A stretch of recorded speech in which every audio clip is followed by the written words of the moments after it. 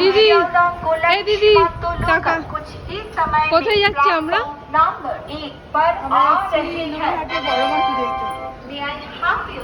জোরে বলো, শুনতে পাওয়া যাচ্ছে না দিদি। নৈহাটির বড়মার পুজো দিতে যাচ্ছি। তো তোমরা দিদির মুখ থেকে শুনেই নিলে যে আমরা আজকে যাচ্ছি নৈহাটিতে বড়মার পুজো দিতে। আমরা এখন আছি দমদম স্টেশনে। এখান থেকে আমরা ধরবো কল্যাণী সীমান্ত লোকাল। কল্যাণী সীমান্ত লোকাল ধরে আমরা নামবো নৈহাটি স্টেশনে। আগের দিন প্রচণ্ড গরম ছিল, কিন্তু ওই দিন সকাল থেকে দেখলাম একটু মেঘলা আবহাওয়া, আর দেখো হঠাৎ করে এরকম জোরে বৃষ্টিও শুরু হয়ে গেছে।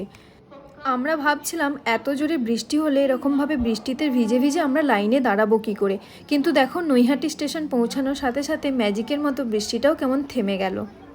স্টেশন থেকে নেমে 20 টাকা দিয়ে আমরা একটা রিক্সা নিয়ে নিয়েছিলাম, কিন্তু স্টেশনের একদম কাছেই ছিল বড়মার মন্দির।